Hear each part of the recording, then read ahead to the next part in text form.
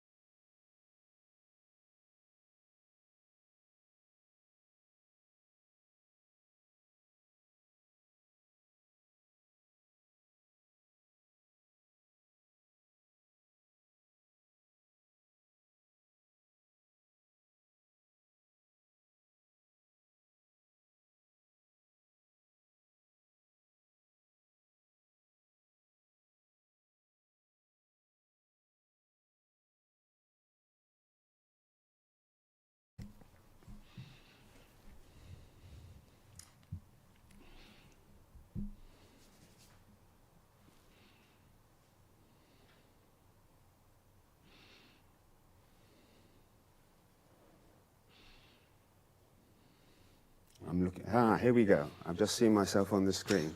So let's do it. Hello, my name is Justin Sayers. This is the Brussels Signal studio, and we're having a live stream today.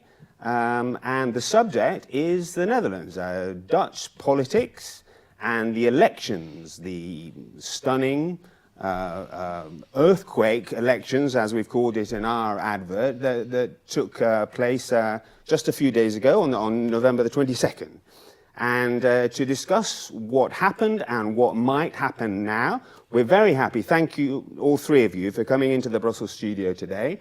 We have Romana Abels, who is the Brussels-based EU correspondent for Trouw, the newspaper and website, and has been here for more than 2 years now. We have Thomas Thaler, thank you to you too, from APCO Worldwide. I have him down here as the EU elections specialist, though I also read from your CV that you're a thought leader.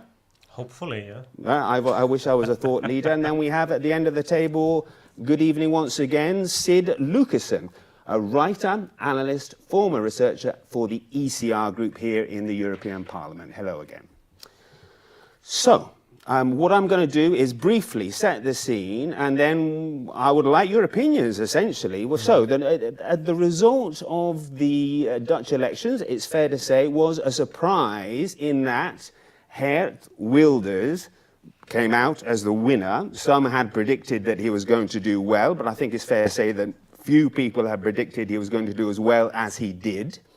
37 seats, almost 24% of the vote. That's almost 1 in 4 people. That's a lot. The second party is Social Democrats and Greens coalition, 25 seats, around 15%.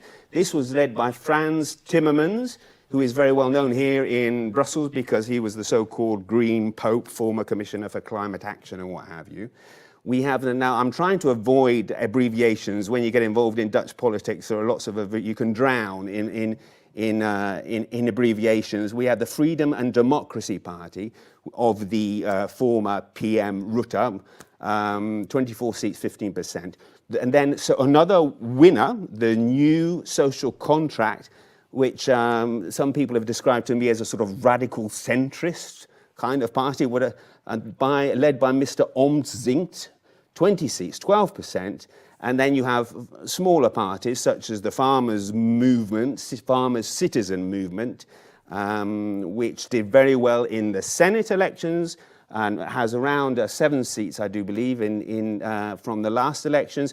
D66, more of a left-wing party, 9 seats. The Christian Democrats, around 5 seats. I mean, there are lots of political parties represented in the Dutch Parliament, and I understand that today the old ones left and the new ones came in, right? It was, in fact, today I saw them kissing each other goodbye.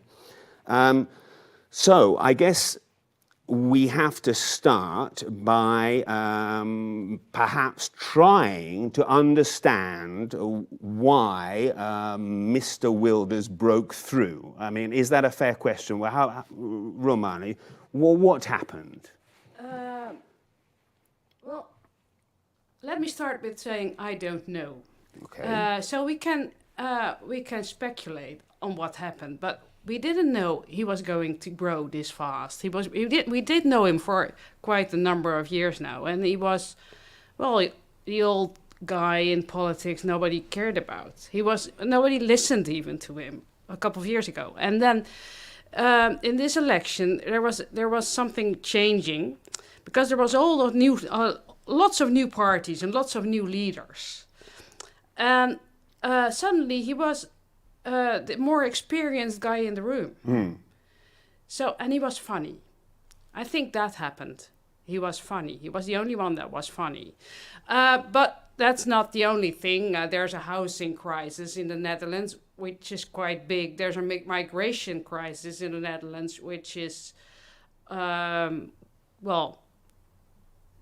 which is made big. And there's lots of other things that are happening in the rest of Europe too, but and that are feeding into the populists. So. Okay. Interesting. You said you're a funny guy. A sense of humor, kind of. People can empathize with what he's saying because he has the common touch. Yeah. Is that fair? Yeah, he does. Okay. Thomas. I would agree with you that he's one of the more experienced politicians. He has been in Dutch politics for decades. I think he initially started as in the party of Mark Rutte with the Liberals, and then decided, okay, it's probably more successful with changing to kind of anti-establishment party.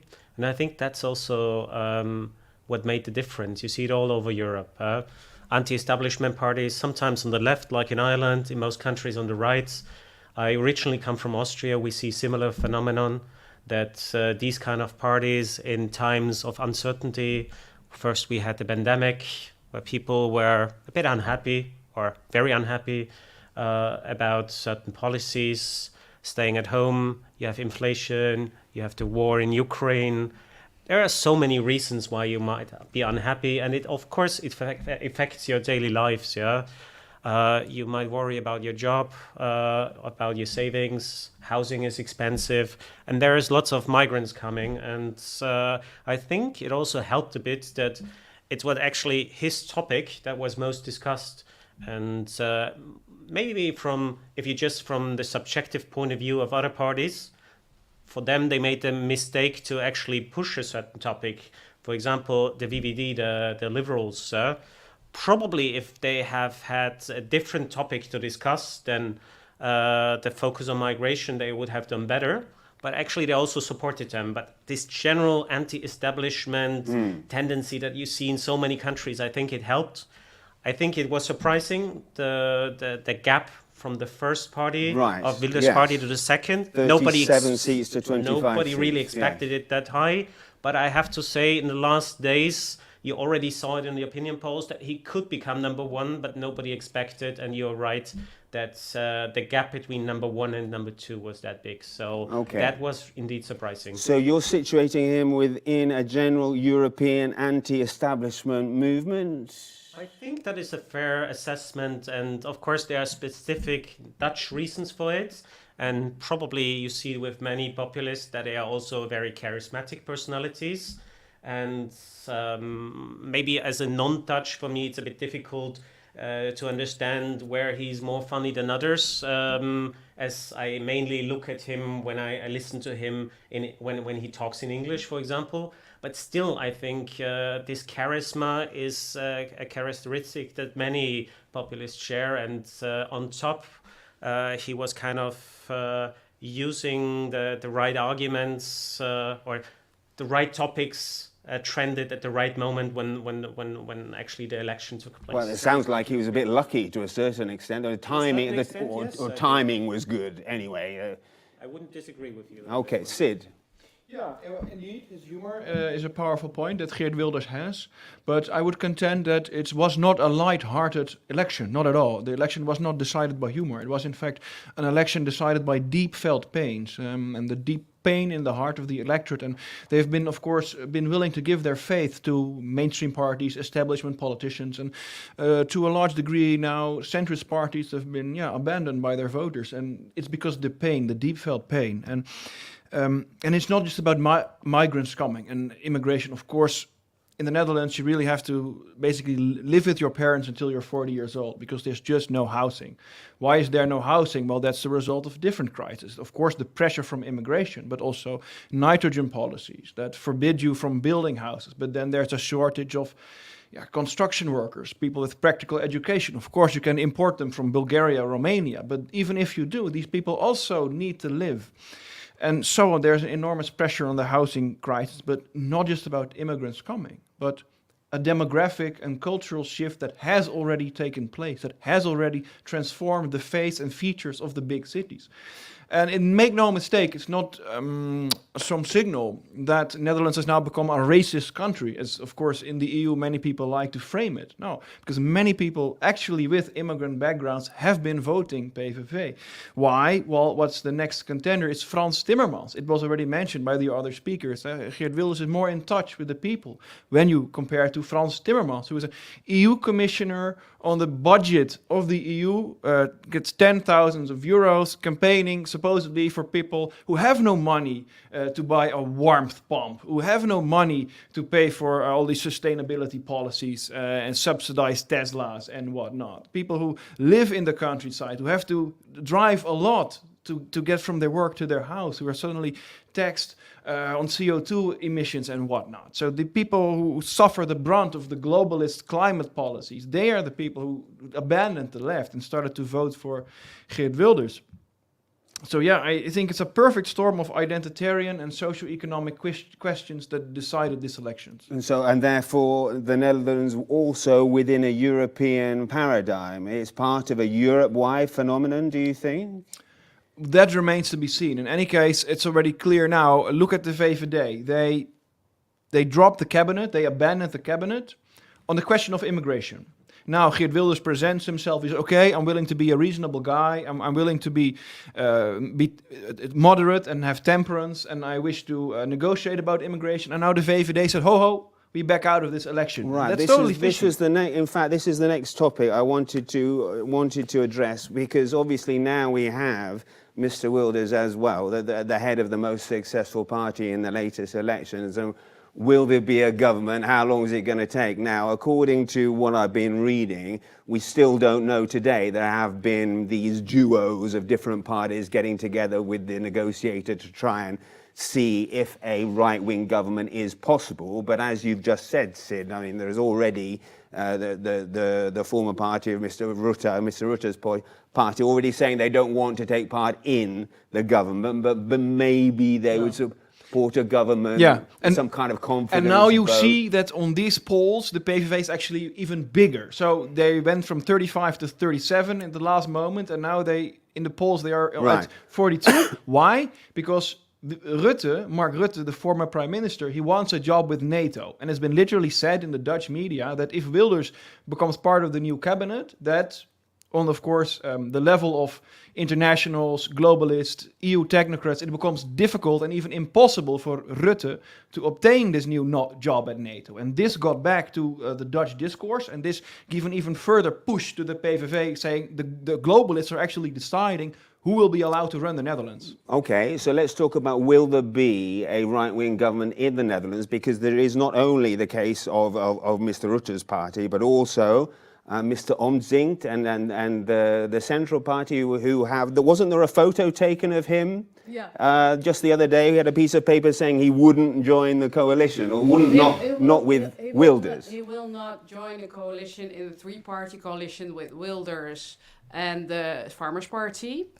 So that was, he didn't say that, but it was on the note. It was on, right. On the note, but he was carrying. But he had said that before, hadn't he? He had said that before, and it was kind of a wink to something that happened before, because he was, he started his own party because there was on a note somewhere, some time before, that they didn't want him in the CDA, the Christian Democrats Party, anymore.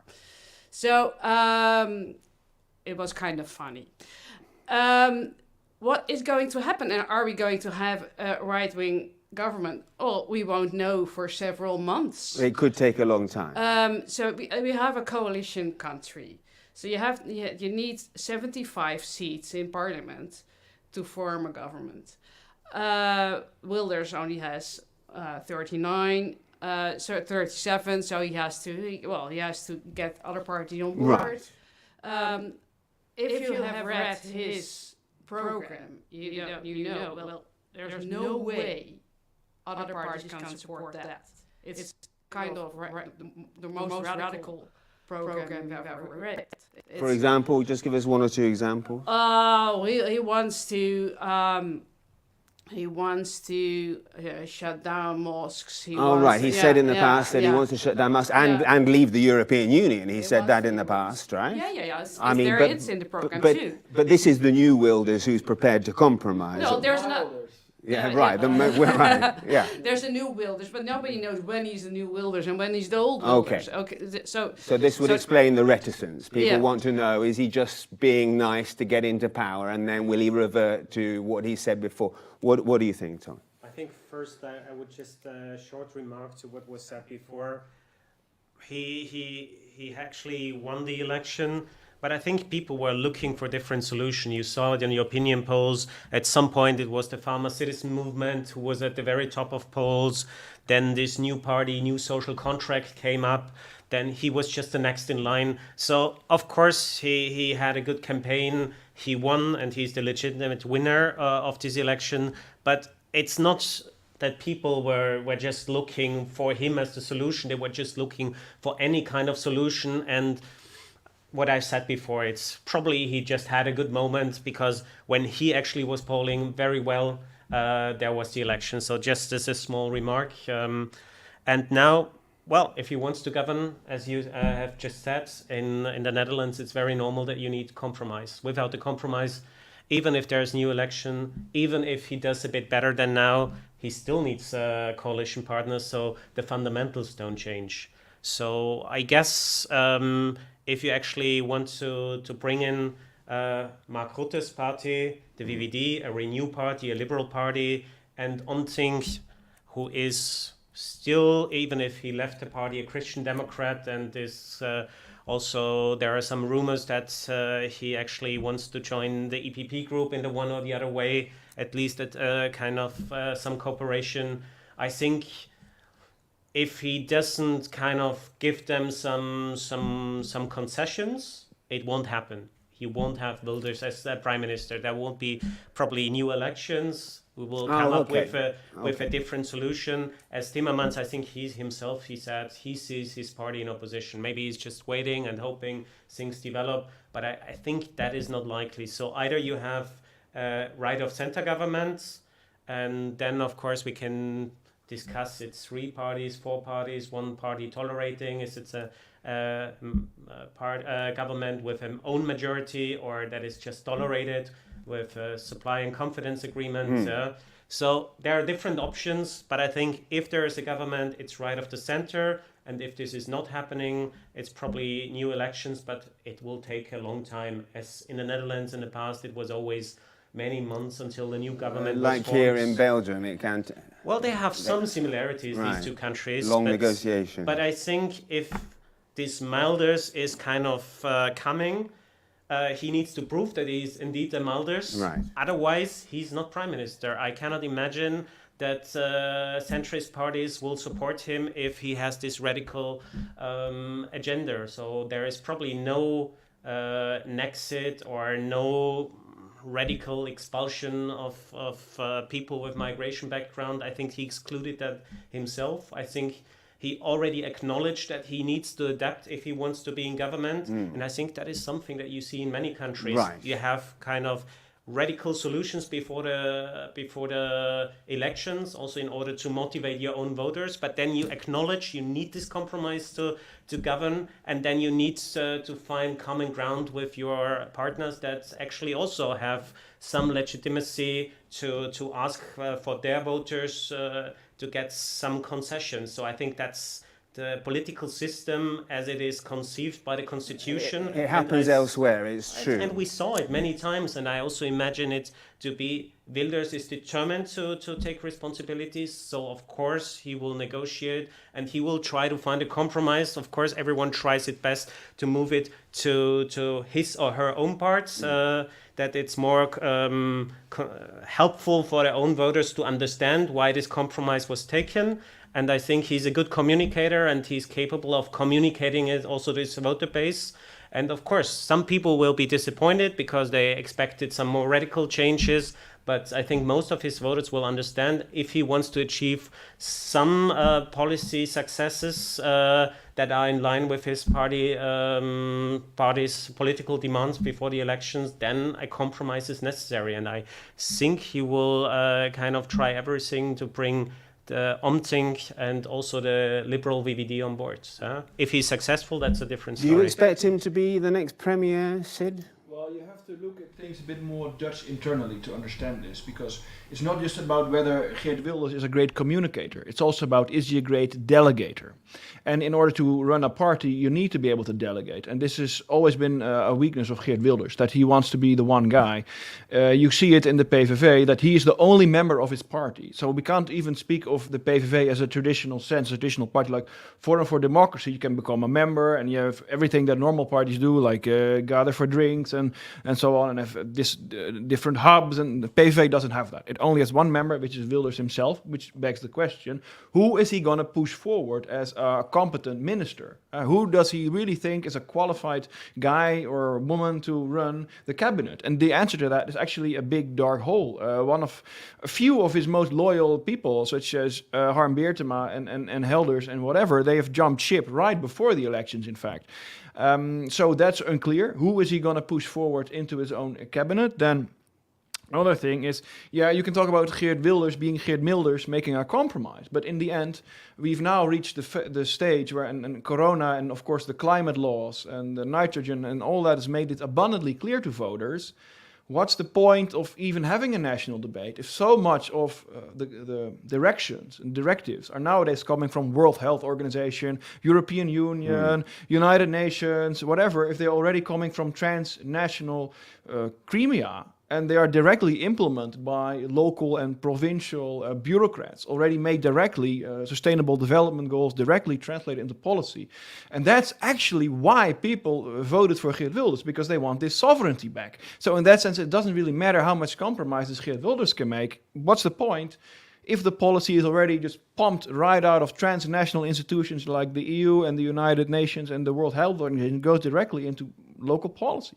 That's what people are rebelling against. That's what they're angry about. That's what they feel spite and pain. And that's what we've seen in the elections. And ultimately, it also exposes the hypocrisy of Pieter Omtzigt, because Pieter Omtzigt became a popular guy, became famous by protecting Dutch pension money, that the Netherlands government was giving the pension savings of the Netherlands, which is billions and billions and billions of euros, transferring that to the EU. So the EU has sovereignty over the Dutch pension money. That's how he made himself famous, by agitating against that. And now Pieter Omtzigt is, smearing Wilders and castigating Wilders, because Wilders at one point flirted with the idea of having an exit. But isn't that total hypocrisy?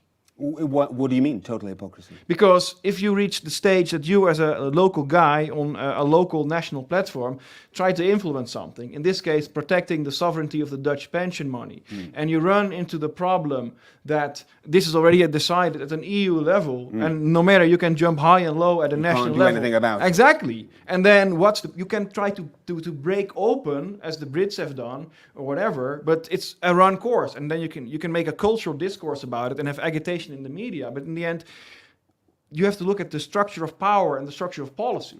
And then if you directly go into a confrontation with the transnationalists and the globalists, what's the point of criticizing Geert Wilders about that? In the end, this is the fundamental situation that the Netherlands is now facing, a direct breach on its sovereignty. And that's the perception, and actually also not just the perception, but the reality that's driven this election to its result. Okay.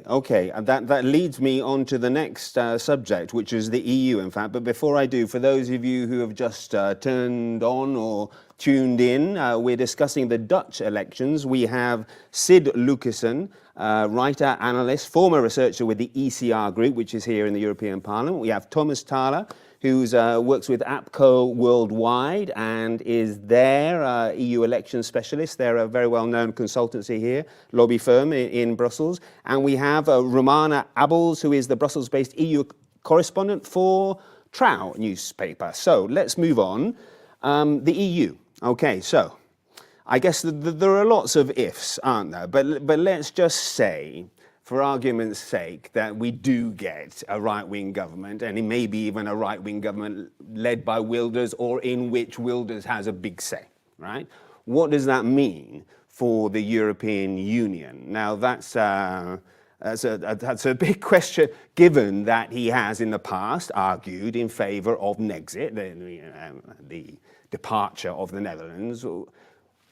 Romana. There won't be an exit, because he won't. He has to have a coalition with other parties, and nobody else wants an exit. So I'm, for one, don't believe that all these people have voted for him because they want their sovereignty back. But I think that's an opinion. Okay. They didn't tell. So, but what will happen with in the EU? He will slow things down. Definitely. In the European Council, he will. Well, he's a friend of Orban's, and they're really friends. And also, right, Marine Le Pen as well, right? I mean, he's yeah. already got a network, not necessarily in power, but he doesn't. He is not friends with Meloni, so it's not a network in that sense. Right. But he's friends with Orban, and I think he stands with Orban on lots of issues. Right. And there's for instance the support for Ukraine. Right. And that's a very tricky one because everybody else wants to support Ukraine, and well, everybody else, you mean in the Netherlands? In the Netherlands, in the Netherlands, in Europe, is something like a given that we support Ukraine. And maybe a bit less now with Slovakia. Might change now. Yeah, right. Yeah, right. Because there's now it's the third leader that's going to question that. So that I think will change. And internally,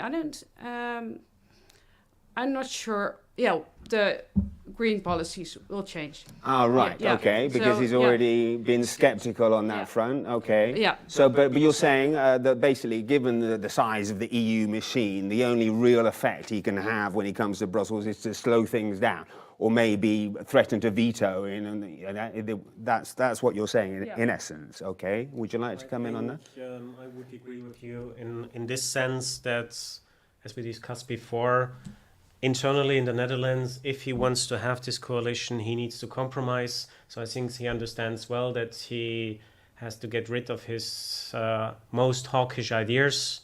I think Nexit or a referendum on Nexit will not happen because probably if you think about a minority government, let's say the VVD is tolerating them, they can actually withdraw their support at any time. So you might have a Wilders government or a government led by his party, but that might only stay them for a couple of months. So it's also a question on how stable this government is. But I think let's assume that he's there. Of course, he brings in a more Eurosceptic positioning of the Netherlands. And I think he has allies. He's not the only one. There is Fico in Slovakia, you mentioned it, Orban. There are also some other governments that are not always happy with everything that is happening. Even it's not just black and white in the EU. There is a lot of gray tones. And I think there is lots of governments that have problems with the one or the other issue.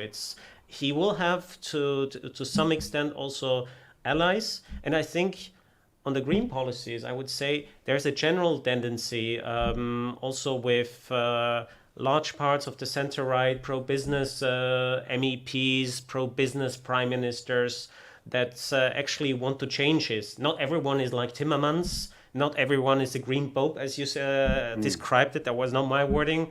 But I think there is also, if you look this rightward shift in politics across Europe, I think we won't have a second Green Deal. I think there will be less ambition on new green legislation. I think the new focus after the election is much more oriented towards let's make Europe competitive again. Let's keep our jobs, make sure that we don't lose jobs to other parts of the world. Let's reindustrialize. I think that's kind of a narrative that is more driven by the center-right, also supported by ECR, big parts of the EPP. I think there's a reorientation, and you will see this is gradually happening. And it's not only because of Wilders. He might contribute maybe to this rightward shift, but I think he's only one piece of the puzzle, if you want. Right, EPP, European People's Party, the centre-right group in the European Parliament. For usually more pro-business and would actually support this focus on competitiveness and focus on keeping jobs in Europe. Right, okay. Feel free to make points or ask questions in the chat. I see there's someone who's all very busy in there. Before I give the floor to you, Sid, On the subject of Nexit, I'm just curious because you said, no one else wants it, therefore it's a non-starter. But if that's the case, that Nexit is such a small issue, minority issue in the Netherlands, then why be afraid of a referendum? Why not just have a referendum and get the subject out of the way? I think it will be just a different focus. He wants to bring solutions to migration. He might want to help to decrease housing prices. So if you actually want to achieve this, focus on these issues. And I think he's a smart guy. He stayed in politics for the past decades. He has so much experience.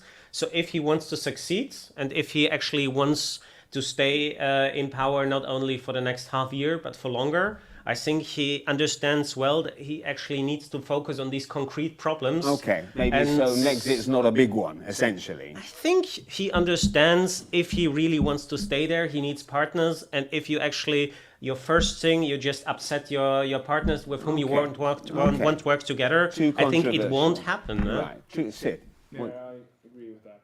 And on top of that, well, will Wilders even be able to slow things down? Because I've heard it said here, yeah, Wilders is going to slow things down. But will he even be able to? Because as we just discussed, so much policy, sustainable development goals and whatnot, is already coming from transnational platforms directly into local implementation. And on top of that, the Wilders government has no support in the superstructure, has no support in, let's say, among the academia, among the media, the bureaucrats, and so on. So these people will try to really, floor him, in essence, for the coming 4 years. As long as Wilders is even in the cabinet, not even necessarily prime minister, of course, the superstructure, the academia, the media, the deep state, and so on, they will just try to make him fall, make him look ridiculous, and then to go into the campaign saying, see, Wilders doesn't deliver for you. Wilders can't deliver for you. And that's going to be strategy. That's going to be the meta game for the coming years. Now, interesting is the response of the left to this, because this could have been foreseen much earlier, of course. Corona has kind of froze everything for about 3 years. But before that, we could already see massive demonstrations in the Netherlands against the nitrogen policies. Combined demonstrations of fishermen and construction workers and the transportation sector and the farmers, all campaigning against a nitrogen policy. But then Corona protests forbade protesting. It was forbidden to protest, and that kind of smothered the whole thing. But it never went away because these people are still feeling the economic pain of that policy. And we could, before that, what we had Brexit, we had Trump, and we had the Dutch result of the anti-Ukrainian Association Treaty referendum. Right. And all these things were basically right-wing upsurges. And what happened is not that the right-wing, or sorry, the left wing said, well, maybe we've wanted too far to push the European integration too fast and too far. Maybe with the open border policy, we ignored the interests of just common citizen with the open border policy. Maybe multiculturalism wasn't a success, or maybe we've kind of lost touch with the working classes and so on. Now, none of these conclusions were drawn from the left. Instead, they felt as if they are the moral core of society, they have the moral high ground, and that they are besieged by dirty, filthy populists. And that's their rhetoric. They always moral indignation instead of a constructive policy. And that's the same, because now the left is, first they are demonstrating pro-Hamas in the European big cities, and now they are demonstrating against the election result. The left hasn't been in government for like 30 years. Nobody cares. The left controls the institutions. Read Gramsci. Read the Frankfurter Schule, the long march through the institutions. It's just a fact. You also see the so-called liberal party as VVD has been in power. What happened? More government spending, more government committees, more regulations. So this hasn't been a pro-business or a pro-small, medium enterprise government. See it just in this black and white. I think that is too easy. I think it's quite black and white. If you are a guy 40 years old and you're still living with your parents, if you are someone whose nail salon was destroyed because of anti-business policies by a VVD government, then of course you can see things black and white. Go to these 2.4 million voters and say, hey, you see things black and white. And we're not even talking yet about other parties like BBB, Forum for Democracy, only talking about Geert Wilders. Yeah, I think for these people, Well, things have become quite black and What white. about the point that Sid just made? And it's the left that actually sees things black and white with their climate about apocalypse. the left. I'm coming on to, what about his point that essentially the left has been blinkered to maybe some of the issues like purchasing power and housing or what have you? How would you react to that? Is that a fair point?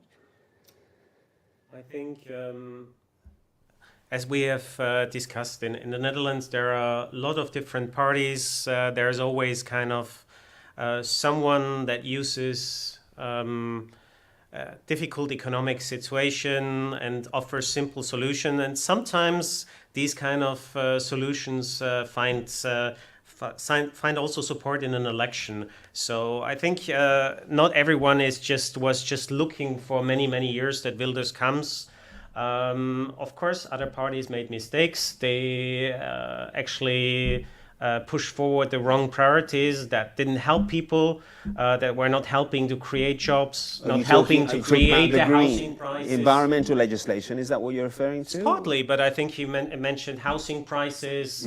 It can be... there are different reasons why people are unhappy with a certain situation. And I think this time they said, okay, we tried out many different solutions in the past. This time, maybe let's try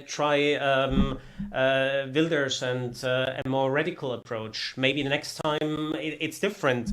I think it's not that people, they just wait and jump now on the party of Wilders because he kind of solves everything. Of course, the left made many mistakes in the past, and it was not helpful in really to create perspectives, economic perspectives. But this doesn't mean that everyone is just left, which is not Wilders.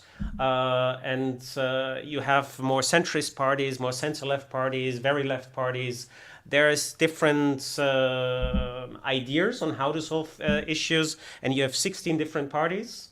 Wilders has 24%, so that means 76% voted for someone else. So that you cannot see that it's the big majority that actually supports him. It's a relative majority, it's many people, but it's not kind of the whole Netherlands now running in this direction and not everyone being super dissatisfied. Okay. But there is discontent, and I agree to a certain extent that maybe on certain economic policies, you have seen the wrong priorities over the past decades, and I think for many people it's a desperate situation. That is true. Roman, I want to touch on the European Parliament. Before I do, what did you think to Sid's point about the Gramsci argument and the fact that the left, however you want to define it, can wield power through other institutions such as the media and what have you? Yeah, and the left who would wish that it could, yeah. Well, it's like being on Twitter with this guy. It's he's reading things that it's not true. Go on. That's the same thing we've heard from the establishment, and they were completely blinded by the election results. Let her finish her point, though. In what way is it not true? Why do you say that? You're saying the power of Twitter is very small. In fact, what are you saying? No. I'm saying that I'm listening to a Twitter feed to my left here. Right.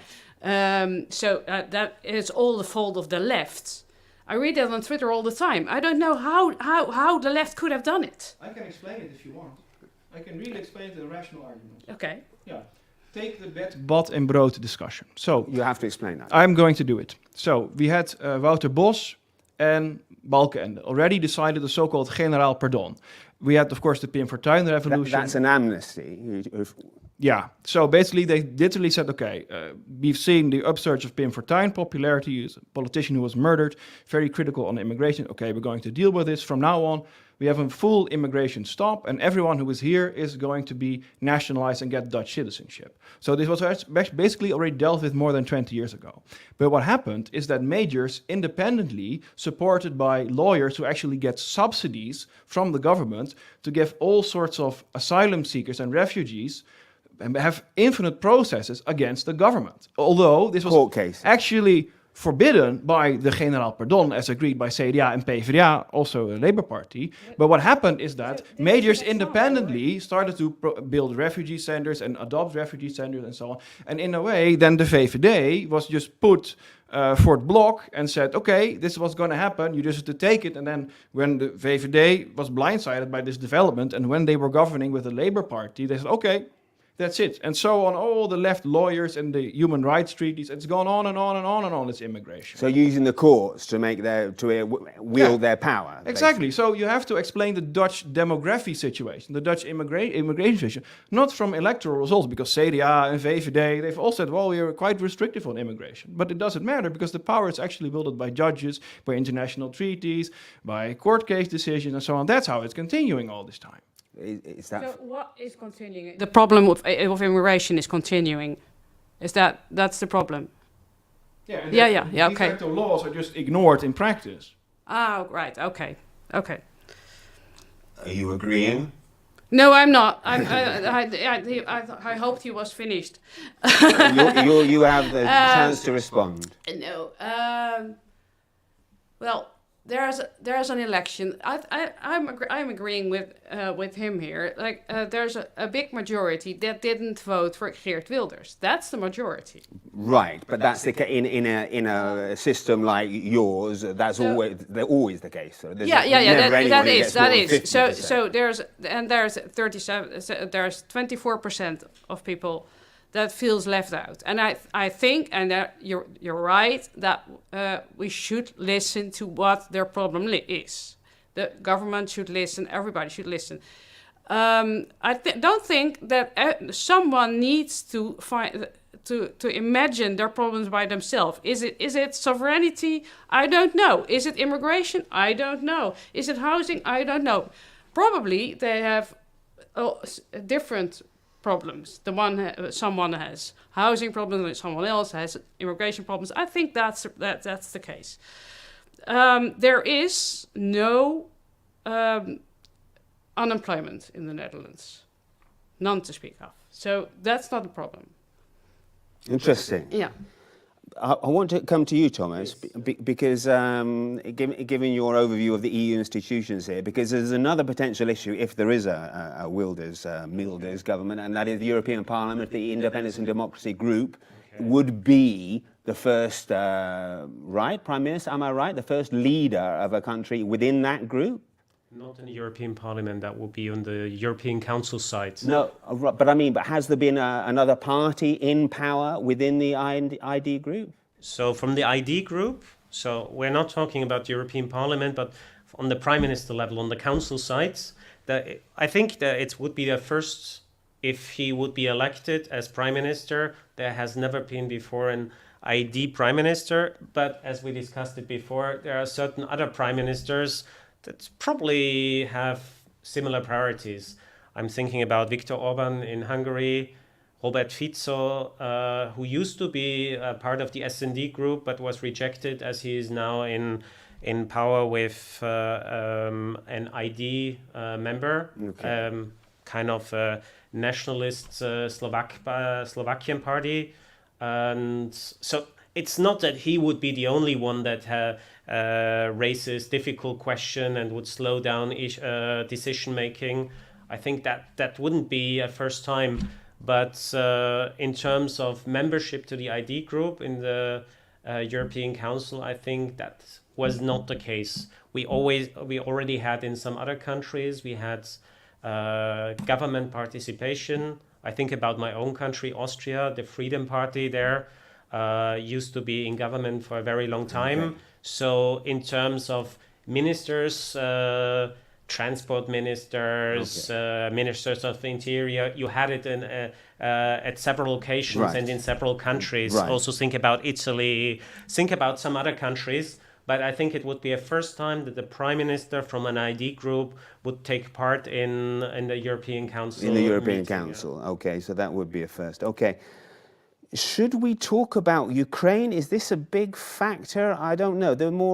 What is Wilders' position on Ukraine? Is sort of more nuanced, or he doesn't want to send weapons to Ukraine. We're not sure about financing Ukraine. Okay, but no weapons to Ukraine. Is this an issue, Sid? Ukraine? No, I think international politics played only a very small part. And I hear that there's no unemployment, but that absolutely doesn't matter because the cost of living are too high. There's inflation. That's what's hurting people. We have now the working poor. So if you look at the Netherlands about 20 years ago, you'd pay basically the middle class and you had the people living off welfare. But due to all the globalization of the economy, it's now a completely different story. Now it's really the working poor.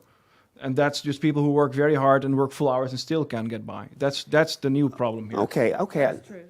Okay, we agree. Now, what about, there's one thing that I'd like to ask the Dutch experts among you, all of you, who know better than I do, and that is this woke debate. And that you get a lot of, especially in the country where I come from. Is this a big is this big in the Netherlands as well? Roman? There is some woke debate, and I think I'm not sure if it's big. It's like there are several woke debates. So the LGBTQ woke debate is not that big. There's no big anti-trans movement. But there is a woke debate about Zwarte Piet. Right. This is for people who don't know. We should explain who Zwarte Piet is. Yeah, that we had a tradition until quite recently that on the 5th of December.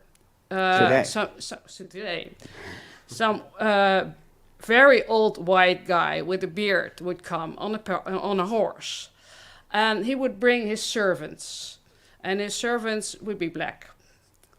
Blacked up. Blacked up, yeah. Right. Yeah, So yeah. In fact, they were not black, but they had black. Face, Right. So we never thought anything about it. We just did it until the black people said, "This is quite annoying for us." Racist. And we said, "No, it's not racist." No, it's not. No. Well, took us quite a couple of years, and now they are a little bit white with black streaks on them. Well, that's a compromise. Yeah. Is it? That's compromise. So that was a really, really big debate, and that was on both sides. It was very, very heavy. Right. Is that debate over now? I think we still have it here in Belgium. What do you think? What do you think? Well, I think again this is a nuanced discussion because it's more of the extrapolation of an American discourse into a European identity situation. So in the Netherlands, no one ever considered Zwarte Piet as racist, or it was not intended as a racist. It's more of sort of a Christian mythical figure. But now, let's say last 10 years, last 15 years, America is more about blackfacing. It's very controversial, but it's controversial within the racial context of the US, which has slavery, plantation. Netherlands has a completely different colonial history with much more nuance in it. But this discourse is kind of adopted, and also many black people said, yeah, but for us this is not a racial question. So it's also a bunch of activists getting money from the Open Society Foundation. Suddenly it became a thing. Suddenly people debated about it, and even if people don't really have an opinion on whether it's racist or not, they just stopped celebrating it because it became kind of toxic, really. And then you have, of course, the black pizza that's a little bit smudged up, but if you see that, and then you can recognize immediately who these people are, and the idea is that you're kind of anonymous, especially if you're like a small community where everyone knows their own neighbors, and you have to make your face dark because else you know exactly who it is, and it kind of loses the myth about that. Was actually, do you think that woke is a big thing in the Netherlands? Is woke a big thing? Yes, I think so. I think so because if you look at the musea nowadays, you see also that specific things are changing. And specific name signs. It's kind of a bit like altering the history. Let me tell one personal example of a man I know from Dutch Indonesian descent who's really a fan of classical culture and classical music, and he went to a performance a few years ago. Of classical music, Shakespeare, and an opera and so on. And then suddenly all sort of immigrants came on and trans people, and the whole thing changed. And he was about to get his coat and to literally stand up from the play and to leave. He's like, what's this? It's too woke. It's too out of context. I can't bear this anymore. And exactly at that point, the director actually stood up and said, everyone, hold your horses, don't leave. We actually are obliged to do this by law in order to get subsidy. So just hold on for 2 more minutes and then the rest of the original play will continue. I'm not making this up. If you had told this 30 years ago, people said, oh, this is a Jiskefet sketch. It's comedy, it's satire. But this is now reality. And coming back to the whole black and white, saying sit, don't be so drastic, it's not so black and white. No, the opposite. The left is black and white, because the left is saying, cut down your climate emissions or the whole world is going to perish. It's a moral eschatology, the afraid that the world is going to end, but also on things like Islam. There's many immigrants from Islamic descent who are recognizing Islamic militancy and saying, this is not something we want. We didn't leave a secular Turkey, seeing secular Turkey become Islamic, or leave Iran and to see that the same militant, doctrinary, orthodox forms of Islam are re-emerging here in the Netherlands. We don't want this. These are also people very much inclined to vote PVV. But these are not people who are part of discourse of the left. They are completely invisible, and the left purposefully keeps these people invisible because it doesn't play into their agenda, and instead it's the left framing the PVV voters as racist, as xenophobe, talking about institutional racism. So all in all, yes, I do think that woke is a very important undercurrent. You're talking about cancel culture, are you, basically? Concur. Okay. Societal norms change all in any given time in the past century and beyond. You have people that challenge certain things, you have a debate, and I think that is also part of what we are. There is something that is generally accepted, some people question it, and it's a debate on how to go forward. And I think Netherlands in general is a very open society. You had kind of right-wing populist leaders that were openly homosexual. In the Eastern European country, probably that wouldn't have been possible. In the Netherlands it is. So I think this open-mindedness in the Netherlands, that is something that is going to stay. It doesn't matter if Geert Wilders is prime minister or not. I think this woke debate is very relevant for specific group on both sides of the political argument. On the far right, on the far left, it actually motivates them to engage in politics. You see this not only in the Netherlands, everywhere. Of course, Zwarte Piet is something specific to the Netherlands. In other countries, it's something else. Actually, in Belgium too. Yeah, and In Belgium. Belgium, And yeah. in Flanders. So that is something very specific, but I think that you have this debate on how things develop. I think that is very normal. And of course, you have certain radical ideas, and I think there I agree with you that also in terms of migration politics, policy, you need to be more strict. Okay, what is allowed, what is not allowed, how to treat your women, for example, and there is some criticism where a society needs to answer. You can be a very liberal society, but at the same time there are limits to it, and if you actually don't respect limits as a state, as a country, you need to say stop. And it can be, in parts, it can be criminal law. It can be, to a certain extent, also that you actually, in media, that people tell you, okay, that is not acceptable anymore. It can be protests. And I think Wilders has a certain point that there are limits to how liberal a society can be. But in general, that's the Dutch people that are very open-minded, and I think it won't change. For example, that you don't accept homosexuals. I think that is something in the Netherlands very widely accepted. Whereas in some other countries, there is a different kind of debate. So I think the fundamentals about this open society, this liberal society in the Netherlands, this will stay. And I think even Wilders knows his countrymen and women best and how they think.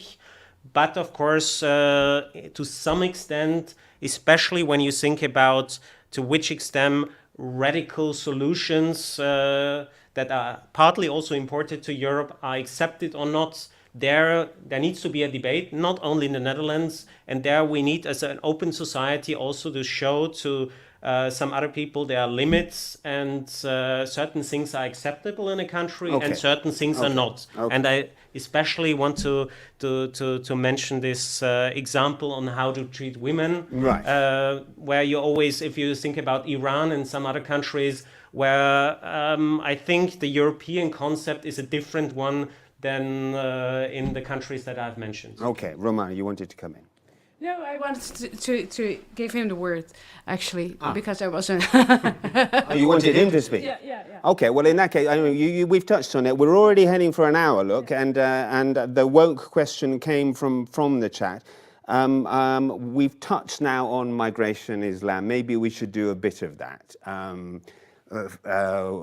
Wilders famously, correct me if I'm wrong, but said, did he say that he wanted to bring down the mosques or something? What was the quote from the pub? I'm not sure about the mosques, but he wanted to tax women with their headscarves on. Tax them. Yeah. So there's a headscarf tax. Do you remember this, Sid? Yeah, the call for the tax. But it was sort of, it's a very important shift in the history of the PVV. Because when first the party was born as a sort of split off from the VVD, right-wing liberal party at the time, it still had the idea to be serious and have serious policies, have serious ideas. But then he realized, well, it doesn't really matter what I do. I'm going to be ridiculed. I'm going to be framed as a racist by the media. And public officials are not going to carry out my policies no matter what I do. This was very important in the fall of the first Wilders condoned gedoogkabinet, where Wilders actually supported the government. He noticed that deep within the rank of the public officials, literally told ministers like Henk Kamp, yeah, okay, we're not going to make this policy no matter what you do. So Wilders already realized how much force he had pushing against him. He withdrew from the government under the pretense that he didn't want to some budget of the EU, that he didn't want to amend the Dutch budget to do the EU stuff, basically. Yeah. And what happened is that Wilders after started to be more comedic. So after that, they came with things that were totally ridiculous. But this is sort of a reversal dhimmi policy. So if you look at the fatwas of Islam, then one tradition of Islam is that if you are not a part of a people from the book, in essence, you have the choice to either convert or die. Who are the people of the book? Those are the Christians and the Jews, because they still come from the Abrahamic heritage. They are considered sort of to be part of the Islamic family. And then you have to pay a dhimmi tax, so you have to pay extra to keep your citizen rights. In essence, you have no political rights, but you can have citizen rights if you pay the dhimmi statute, according to the Islamic practice and Sharia law. And then Wilders kind of tried to put a funny twist on that and turn that around. If you want to go in public and wear your headscarf, then you have to pay money for that. Okay. He knew it was completely ridiculous and that no one was going to ever support this as something serious. So the Islam immigration debate, I don't know if you can combine the two, but is it specific to the Netherlands, or is it the same debate that we're seeing in other countries across Europe? It's also in Belgium, of course. I would say if you look at the Netherlands, the integration, we complain a lot about integration, but we have the good fortune that we already had this debate in the Pim Fortuyn era. So the early 2000s, it was really intense. A Dutch cinematographer was murdered, Theo van Gogh, because he made a movie critical about Islam. Then you had Hian Irshi Ali, and she was part of VVD, but she was became too controversial because of her statements on Islam, and she left to the Americas, and there she's working now for some rich Christian think tank, what I've heard. But this is a very controversial period, but we've had it a bit earlier in our history, so we've adjusted a bit more to it. And I think if you look at France, what's going on there with the riots and on the brink of civil war, I think in the Netherlands we've kind of done all right on this issue. So yeah, if you look at France, look at Sweden, look at Belgium, this Islam debate, it's in many more European countries. Romana. It's the same debate that's everywhere, and we had it quite intensively. I agree, because we had a terrorist murder in 2004 on Theo van Gogh. Is it over now? I don't know. It seems to be over, but with Wilders in power, I don't know. He can. I'm not sure that he doesn't. He didn't mean the kop voor de tax thing. This tax on women wearing the headscarf. You'd be thinking maybe he was serious when he suggested it. He wasn't serious. You could know from the word. You could know that he wasn't serious, but he was serious about degrading women. So I'm not very confident about that it's gone forever. It could come back, you're saying, especially if he came to power. Yeah. Okay. Now, I'm very conscious of the time. It's now 6 o'clock. I'd like to wrap it up maybe with some forward looking and ask all three of you to predict the future. Not easy, I know, but let's give it a try. And also, someone we haven't, I'm looking at the chat here, someone that we haven't touched on is Frans Timmermans, of course, and his should we say, parachuting from Brussels into a Dutch politics? I mean, does he have a future? And will we, okay, let's say in the next 6 months to 1 year, what's going to happen? I'm going to put you on the spot. Thomas, let's go for it. Difficult to say, as you say. We will have now a couple of months of negotiation. Let's see whether the current government, or not the current government, if Wilders is successful to form a coalition. If he cannot form a coalition, you probably have early elections. Then, on your second question, what happens to Timmermans? He might have a second chance to run again. Otherwise, there might be an opportunity to actually try to come back at the European elections for leading the Dutch Red-Green Alliance. I don't know. It's probably up to him. He's already in an age where he already probably could enjoy his retirement. So maybe that is also an option for him. But I think you have a 50-50 chance of having this right-of-center government 50-50, okay. Or early election in the Netherlands. And let's see what is the outcome. I'm not sure whether this is a very lasting government. Maybe it's 1 year, 2 years, because I think it's more likely that it's a minority government that could be tolerated by the VVD, the Liberals. Weak, basically. Because I don't know how long this could last, because a minority government as such is always a weak government form. So it depends very much if Omtzigt and also the Liberals will support him as part of the government, or if they just tolerate it. Then I expect sooner than later early elections. But of course, it's lots of speculation, as you say. Sure. It's interesting. Interesting to have a try. Interesting of course, to you always try Sid, and analyze. you try. Yeah. Well, when you challenge me to look at the future and to glance at a nearby panorama, what I think is that we have this sort of populist, national, conservative, right-wing upsurge. We'll face the challenge that it will have to come up with a foundation myth. It will need to find a strong mythical language to motivate and to mobilize itself. Because over the past, well, let's say since the end of the 60s, the end of the Cold War, we've had this kind of left, liberal, globalist, cultural Marxist discourse. Well, it's kind of ran its course, and people are really looking for a new symbolic language that can inspire them. So you can vote for Wilders because of cultural distrust, or because of social atomization, or because of economic pain, whatever, but that's not enough. You need to be able to build. So politics is downstream from culture. So you need to really put like a star on the horizon and say, that's our guideline, that's where we're going. And to do that, you need artists, you need writers, you need analysts, you need painters, you need beauty, you need hope, you need to be constructive. And that's where it's really the challenge is going to be, because then you come down to the superstructure, and those people are, they're usually all now in the mainstream platforms, controlled by the left, indoctrinated by the existing ideas. And so the left is going to lose its relevance, but it still controls the institutions. And that's really the challenge of the right, to build its own superstructure, create its own art, and create its own foundation myths. Irrespective of whether Wilders takes power or not. Concur. That's what Yes, you're saying. exactly. But do you think he will? Do you think he will?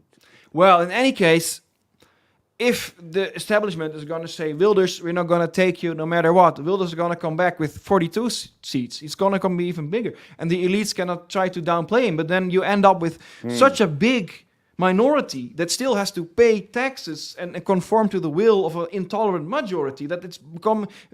it's going to become civil unrest is on the brink. Yeah. Right. And what about that point? If there are early elections... That is a fair point.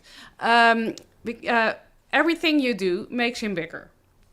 Everything you do, everything that other parties do, when they go into government with him and the government fails, he's going to come back bigger. If they're not going into government, then there are going to be new elections. He's going to get bigger. Nobody wants him to get bigger. So... One final point, just to look in other countries. Once right-wing populists go into government and have to prove themselves. They promise a lot, but they don't have to prove as long as they're in opposition. Sometimes also people adjust a bit their assessment and then also realize maybe next time I vote for someone else. So maybe if he governs, he can prove himself and then he is confirmed by the people. But if they see, okay, he's not solving our problem, he's not solving housing prices, he's not creating jobs, then maybe also the electoral fortune will go to a different party. So if you're an opponent, maybe the thing you want is for him to actually become prime minister in that case. I don't know, but at least I think you saw in other countries, once they govern, the people see, okay, they also only cook with water like all the others, and they have to prove themselves. If they can, of course, then probably they are getting confirmed at the next election. About Meloni in Italy, for example? I would think about the Freedom Party in Austria. Okay. They have been in government for quite a long time. There are some other examples when they are on board, the True Finns, the Sweden Democrats. There are a lot of examples where this happens. But of course, that doesn't mean that you might lose one elections because you're actually in government, and the next time you will win them again. Yeah, I think it's an up and down, and I think that is also part in the beauty of democracy, that you actually once give the power to one specific party. They do a good result, they are confirmed, and if not, you have someone else in power. And I think, why should it be so different with a more populist outfit compared to more centrist parties? So I think it's just part of how we function as a society, and it's a good thing that actually as voter you can say at some point, actually I don't want the same solution again, but I want to try out something else. Right. And the next time I have another chance. So this is democracy at work. Actually, So, yes. yeah, but if you ask me, I don't think it's going to work. I don't think he's going to get a government. He won't get into government. No. Because the other more centrist parties won't let him. They won't let him. No, they won't. They don't dare to try it. Okay. Yeah. Right. Yeah. Just too radical. Yeah. And therefore, what does that mean? Though? New elections. New elections. But not in 6 months. I think 9. 9 months. 9 months. Listen, guys, that's been absolutely great. Sid, Thomas, Romana, many thanks. This has been a Brussels Signal live broadcast, but though obviously it's recorded and it's going to go up onto the website as well. So thank you very much. Sid, you've come down from the Netherlands just to be with us. We appreciate your presence. Thank you for inviting me. In particular, it's been great. And you've come from just across the road, right? It was not that far. It was not that far. And where are you based in Brussels? I was home in Schaerbeek. In Schaerbeek, okay. Many thanks, and thanks a lot for watching this. We'll see you next time. Thank you.